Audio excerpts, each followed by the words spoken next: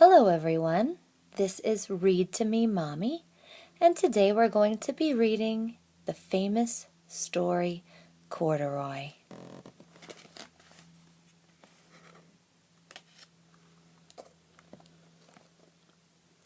Corduroy is a bear who once lived in the toy department of a big store.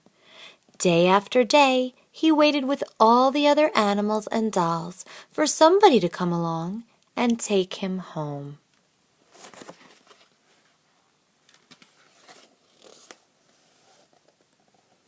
The store was always filled with shoppers buying all sorts of things, but no one ever seemed to want a small bear in green overalls.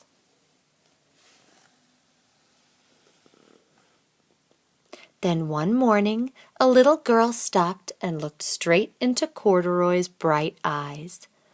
"Oh, Mommy," she said, "look, there's the very bear I've always wanted." "Not today, dear," her mother sighed. "I've spent too much already. Besides, he doesn't look new. He's lost the button to one of his shoulder straps."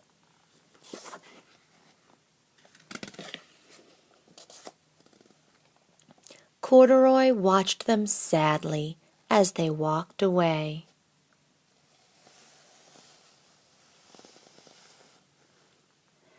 "I didn't know I'd lost a button," he said to himself.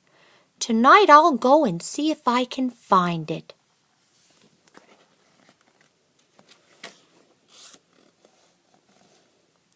Late that evening, when all the shoppers had gone and the doors were shut and locked, Corduroy climbed carefully down from his shelf and began searching everywhere on the floor for his lost button.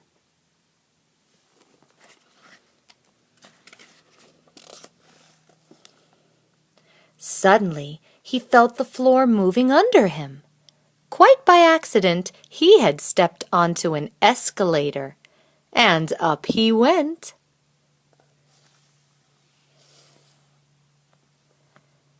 "Could this be a mountain?" he wondered. "I think I've always wanted to climb a mountain."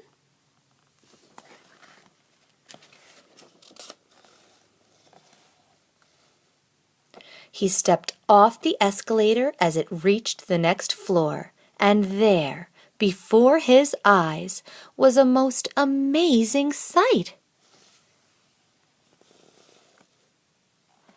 Tables and chairs and lamps and sofas, rows and rows of beds. "This must be a palace," Corduroy gasped. "I guess I've always wanted to live in a palace."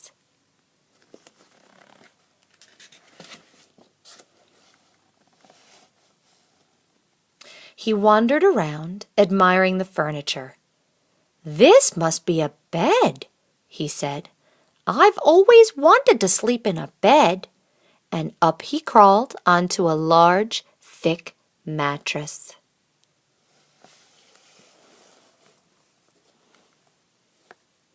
All at once, he saw something small and round.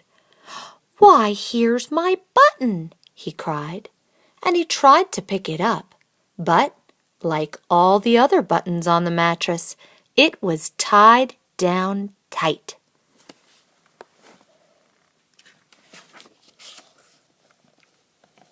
He yanked and pulled with both paws until, pop! Off came the button, and off the mattress Corduroy toppled. Bang! Into a tall floor lamp. Over it fell with a crash.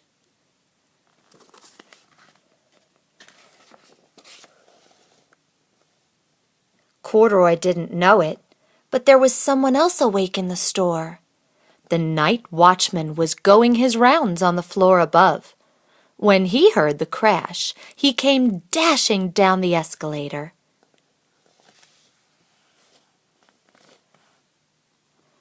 "Now who in the world did that?" he exclaimed. "Somebody must be hiding around here."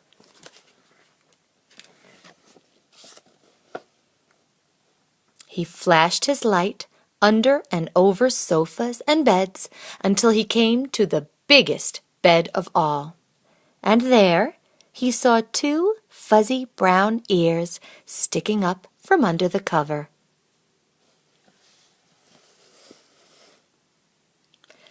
"Hello," he said. "How did you get upstairs?"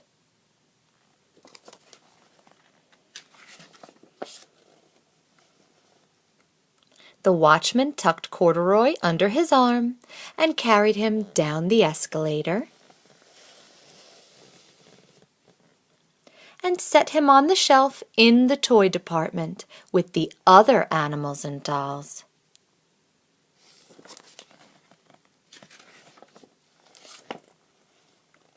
Corduroy was just waking up when the first customers came into the store in the morning. And there, looking at him with a wide, warm smile, was the same little girl he'd seen only the day before.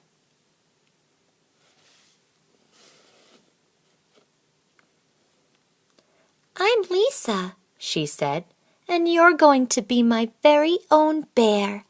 Last night I counted what I've saved in my piggy bank, and my mother said I could bring you home."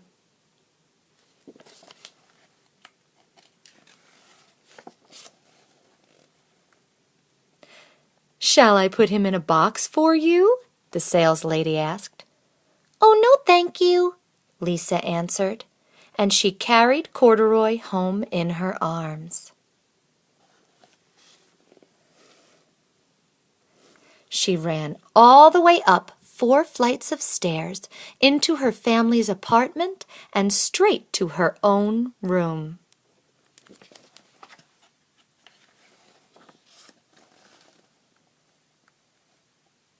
Corduroy blinked.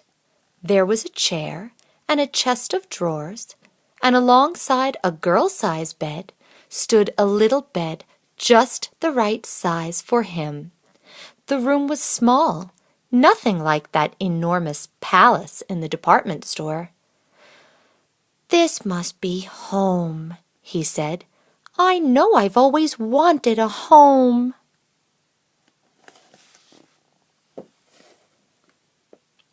Lisa sat down with Corduroy on her lap and began to sew a button on his overalls. "I like you just the way you are," she said, "but you'll be more comfortable with your shoulder strap fastened."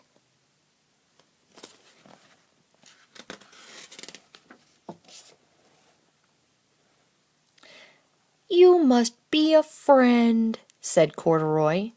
"I've always wanted a friend." "Me too," said Lisa, and she gave him a big hug. The end. I hope you enjoyed the story, everybody. Have a wonderful day or a wonderful night.